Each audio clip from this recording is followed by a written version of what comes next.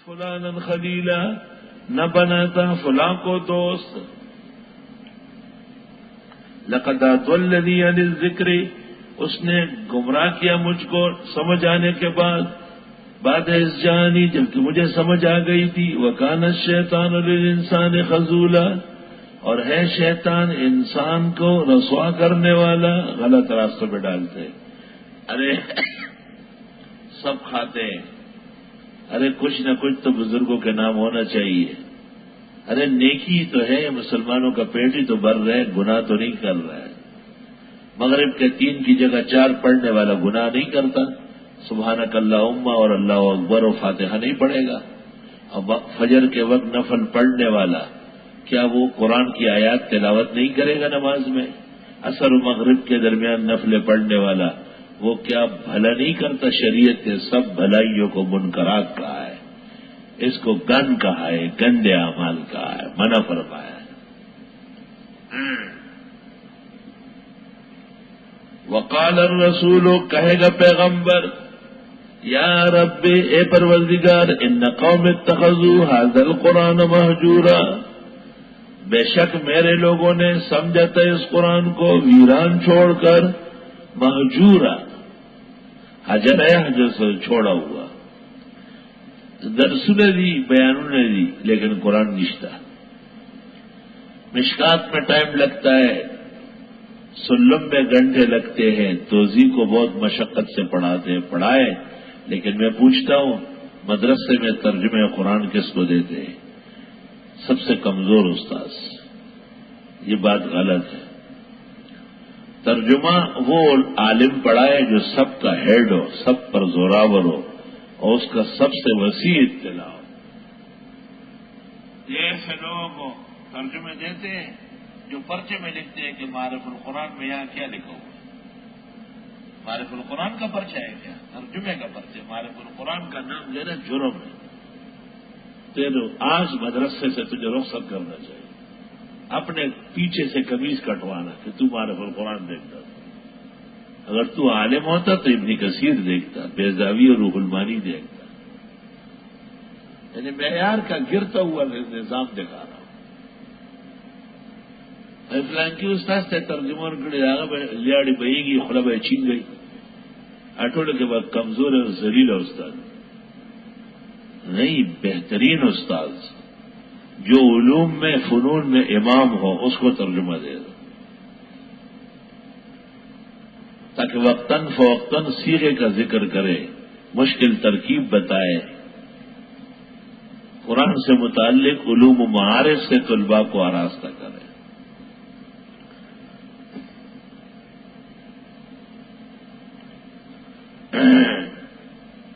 تو پیغمبر قیامت کے دن کہیں گے، اے پروردگار میرے لوگوں نے قرآن کو چھوڑا تھا.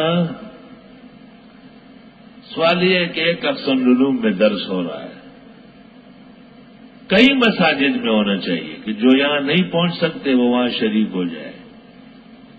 اور جب درس دیں گے تو خود بخود عقل آ جائے گی. ویسے درس دیتے ہیں لیکن اوپر سپر نہیں سمجھتے، انطباق نہیں جانتے ہیں کہ قرآن کی آیات کا مطلب کیا ہے. ایک رکوع آپ اس سرے سے پکڑے ہو، اس سرے سے ترجمہ کریں، اس سے کیا بنا ہے، اس کا معاشرے پر کیا اثر ہے. آپ اسے منطبق کریں گے کہ ان آیات میں جن حرمتوں کا بیان ہے ان حرمتوں کے کہیں ہم یا معاشرہ مرتکب تو نہیں. ان آیات میں جو مطالبات ہے اس میں ہم سے کیا کوتاہی ہو رہی ہے، ہم سے بھی مطالبہ ہے یا اس زمانے میں نازل ہوا اور بس ختم ہو گیا. معاذ اللہ. ترجمہ شروع ہوا، شیخ القرآن سے ترجمہ شروع ہوا. شیخ القرآن تو قرآن ورزی اب پوئی گی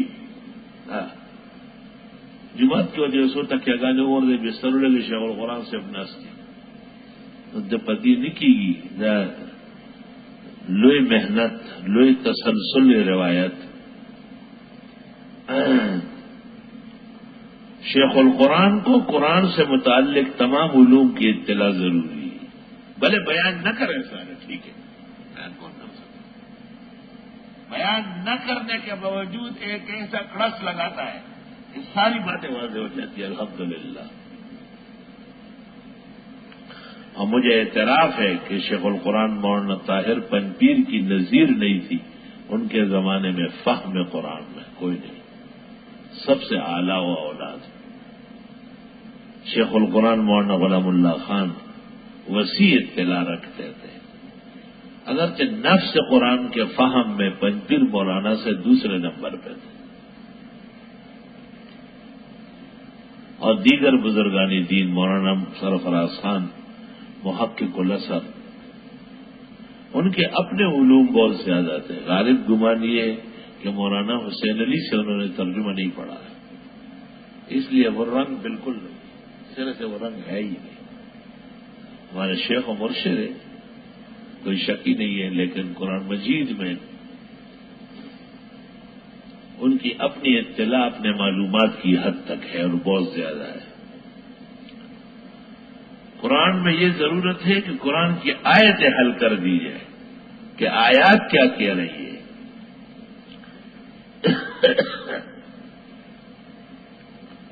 اقبال ایک شعر میں کہتا ہے، خوار از مہجوری قرآن شدی، حاضر قرآن مہجورا، خوار از مہجوری قرآن شدی، ذلیل اس لیے ہو کہ قرآن نہیں جانتے۔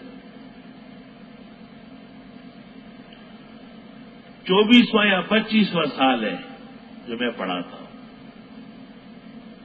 اور جہان نے پڑھا الحمدللہ، 500-600 سے تو کم نہیں ہوتے، اب تو ہزاروں تک مجموعہ پہنچتا ہے، مگر پورے پاکستان میں کوئی ایسا شخص پیدا نہیں ہوا کہ اس کو میں کہوں کہ آج میری طبیعت صحیح نہیں، کم از کم وقفے کے بعد 1 گھنٹہ تو بیٹھ جاؤ۔ ایک بڑے عالم کو میں نے کہا وقفے کے بعد آپ پڑھائیں، میں وقفے تک پڑھاؤں گا، اور جب سیزن پورا ہو جائے گا 23 رمضان کو تو میں آپ کو 1 لاکھ روپے دوں گا۔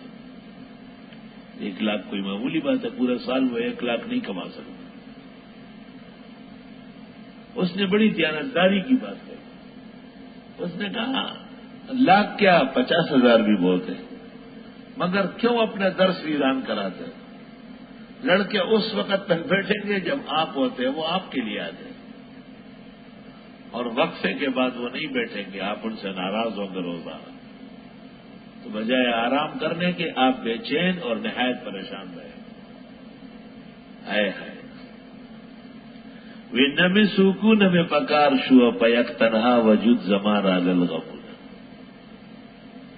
پورے احسن علوم نہیں، پاکستان کے زاویہ فکر میں ایسا کوئی شخص نہیں ہے جس کو میں کہوں کہ اس دفعہ میری جگہ آپ بیٹھ کے پڑھائے گا تو وہی 20-25 طلبہ ہوں گے۔ بولے آپ کا قرآن نہ کوئی حقیقت ہے جو قرآن نور سی والا، مجھ میں کیا کمال ہے؟ مجھ جیسے کمزور تو شاید پاکستان میں نہیں، ہندوستان میں بھی کوئی نہیں۔ ایک طالب علم درجے کا آدمی ہو، عوام درجے کا آدمی، کوئی چیز ہوئی نہیں، لیکن قرآن سے محبت و عشق بہت زیادہ ہے۔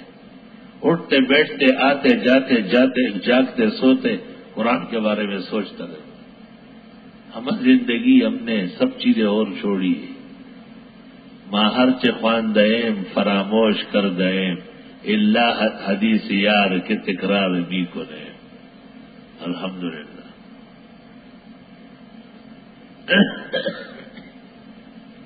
یہ آپ کو آیت کی تفسیر سمجھا رہا ہوں کہ قیامت کے دن پیغمبر کہیں گے کہ پروردگار میری اس قوم نے تو قرآن چھوڑ دیا تھا۔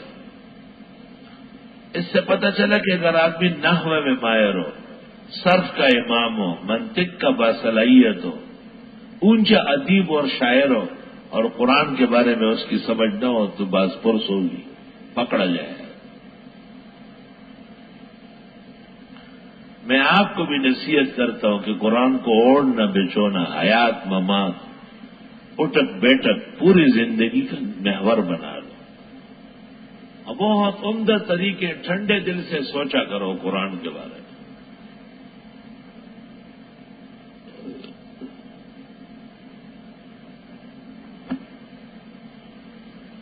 یہ مطلب میرا نہیں کہ آپ سوچ سمجھ کے کوئی اور فکر پیدا کرے اور فکری بن جائے یا کوئی ذکری بن جائے، نہیں، فکر و سوچ تو وہی ہے جو ہمارے اکابر لے کے آئے، اب اس کی تائیدات قرآن سے نکالنی ہے۔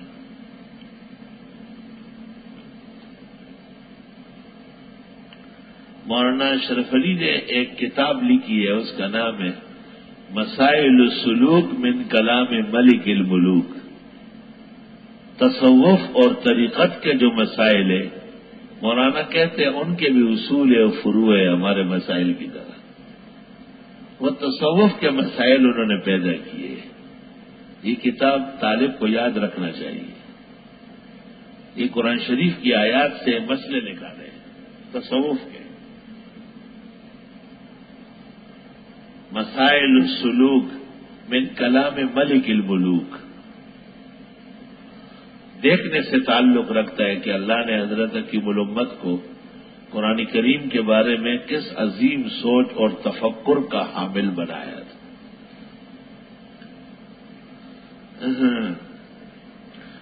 کہیں گے پیغمبر اے پروردگار، بے شک میرے لوگوں نے بنایا تھا قرآن کو چھوڑ کر، یعنی قرآن کے چھوڑنے پر رضامند، بس تبرک کے طور پہ قرآن کو مانتے ہیں۔ جلسہ شروع ہوتا ہے، ایک آیت 2-4 پڑھی گئی۔ وَكَذَلِكَ جَعَلْنَا لِكُلِّ نَبِيٍّ عَدُوًّا مِّنَ الْمُجْرِمِينَ، یوں بنائے تھے ہم نے ہر پیغمبر کے دشمن، جرائم پیشہ لوگ، جو پیغمبر کی کتاب نہ سمجھے وہ دشمن ہے۔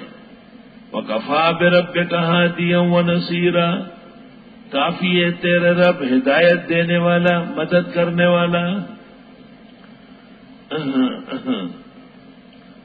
وقال الذین کفروا، کہنے لگے کافر لوگ، لولا نزل علیہ القرآن جملۃ واحدہ، کیوں نہیں اتارا جاتا اس پیغمبر پر قرآن ایک ہی بار؟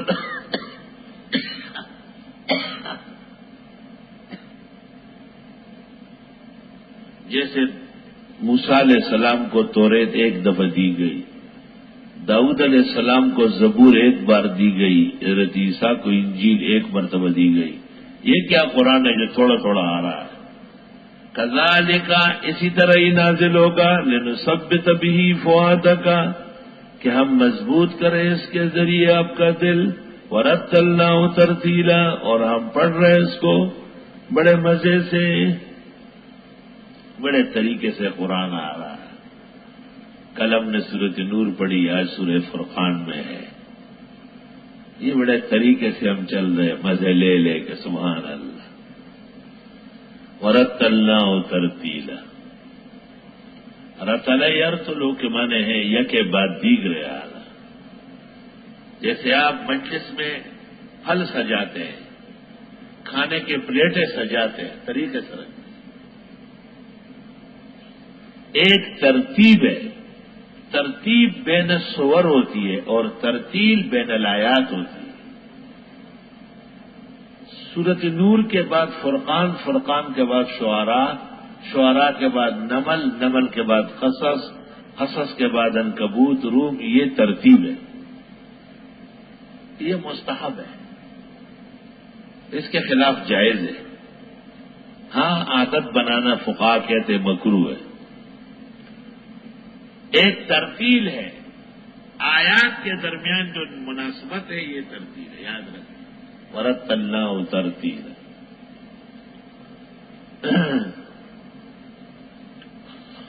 بعض کتابوں میں منقول ہے کہ حضرت علی سے پوچھا گیا مت ترتیل، ترتیل کیا ہے؟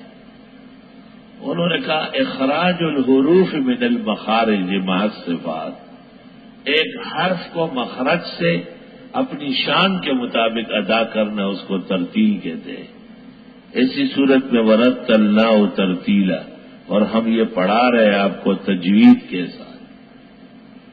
تجوید بھی ما ثبتا ہے، لیکن بقدر ما تجوز بہ الصلاۃ۔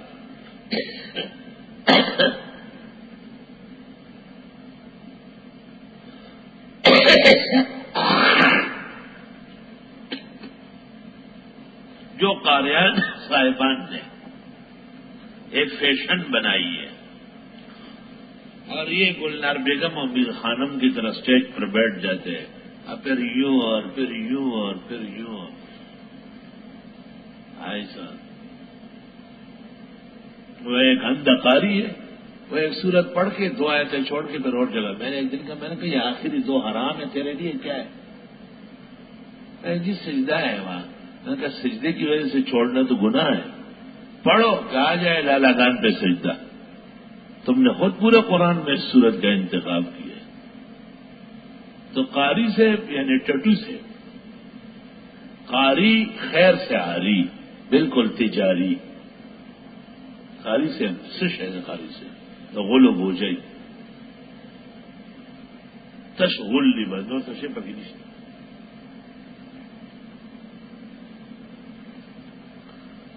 کہتے ہیں یہ بھی سنت طریقہ ہے. میں نے کہا آپ مجھے کسی کتاب کے حوالے سے بتائے کہ پیغمبر نے سورہ یاسین پڑھتے ہوئے ہاتھ کان پہ رکھا تھا. ہرگز نہیں، غلط بات ہے. یہ اذان کے آداب ہے، تلاوت کے آداب نہیں ہے. اس لیے حدیث میں ہے قرب قیامت میں یکسر القراء، قاریان بڑھ جائیں گے، وَيَقِلُّ الْفُقَهَاء، فقہا کم ہو جائیں گے. یعنی پڑھیں گے سمجھیں گے نہیں، پڑھیں گے سمجھنے کے لیے نہیں، مظاہرے کے لیے. حسن قرات کا مظاہرہ ہے. یرار ماندر اور کہنے لگے کافر لوگ کیوں نہیں دیا جاتا یہ قرآن ایک ہی بار، اور اسی طرح ہم مضبوط کرتے ہیں اس کو آپ کے دل میں، اور ہم پڑھ رہے ہیں اس کو ترتیل کے ساتھ. ولا یاتونک بمثل، اور یہ نہیں لاتے آپ کے سامنے پیچیدگی، الا جئناک بالحق، مگر ہم لے آتے ہیں صحیح جواب. واحسن تفسیرا، اور احسن تفسیر. واہ بھائی واہ، تفسیر کا نام بھی اللہ نے رکھا کہ وہ تفسیر معتبر ہے جو احسنی تفسیر ہے. الحمدللہ. آیت کا مطلب یہ ہے کہ بعض پیچیدہ سوالات کی تفسیر اللہ نے خود کی ہے.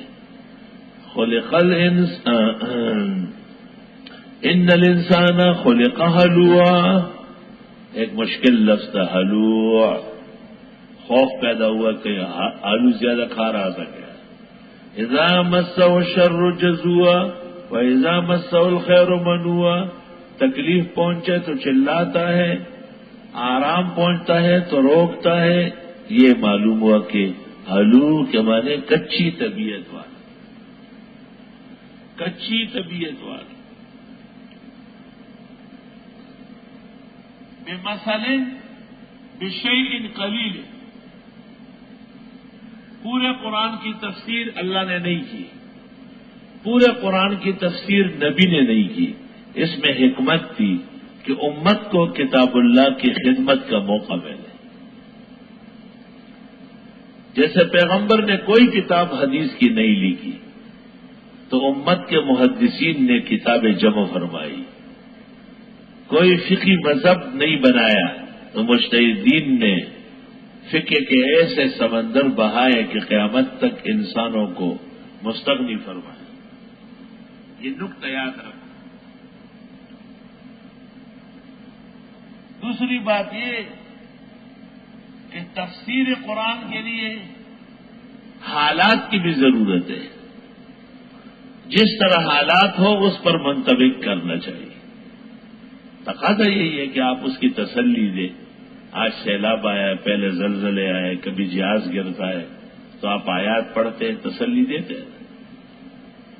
اگر تفسیر قرآن مکمل اللہ کر دیتا تو معاذ اللہ نبی کی ضرورت ختم ہو جاتی. اگر نبی پوری تفسیر لکھوا لیتے تو صحابہ کے فہم سمجھ کی ضرورت ختم ہو جاتی.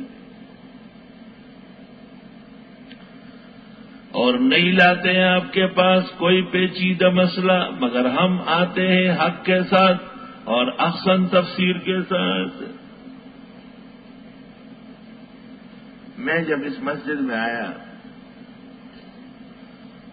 1975 یا 76 ایسا ہے، تو یہاں ایک بزرگ نمازی تھے بابو بشیر صاحب. اور وہ جو بعد میں فوج میں بہت بڑے افسر تھے انعام الحسن، ان کے بڑے بھائی تھے۔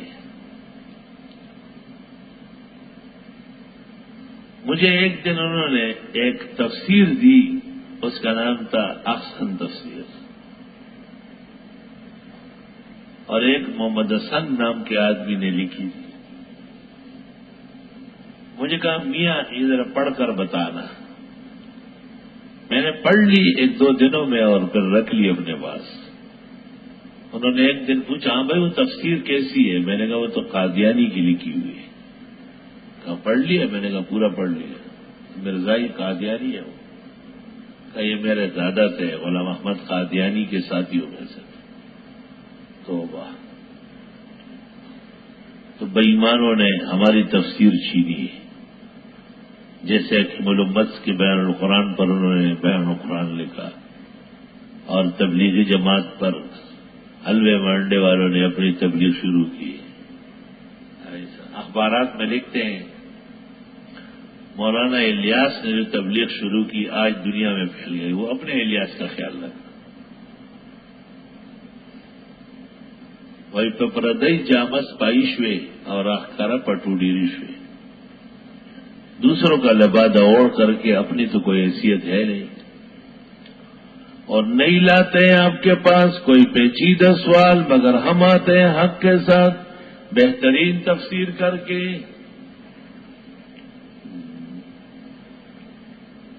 بہترین تفسیر کس کو کہتے ہیں؟ جو قرآن کے روح کے مطابق ہو، جو احادیث اور سنت کے منشا کے عین مطابق ہو،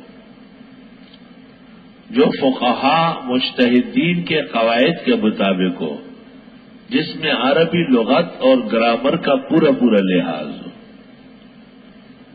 اور آخری مرحلہ الانطباق علی المعاشرہ، الوفاق علی التعشیر، یہ احسن تفسیر ہو۔ صرف نام رکھنا احسن تفسیر کافی نہیں ہے۔ ہم احسن تفسیر والے کیوں ہیں؟ ہم اول روح قرآن کا لحاظ کرتے ہیں، ثانیاً سنت اور حدیث کو دیکھتے ہیں، ثالثاً فقہاء و مجتہدین کے مزاج دیکھتے ہیں، رابعاً لغت عربیہ قواعد عربیہ ان کا پاس رکھتے ہیں، اور پانچویں مرتبے پہ جا کے جب ضرورت ہو تو اپنا انتباق کرتے ہیں۔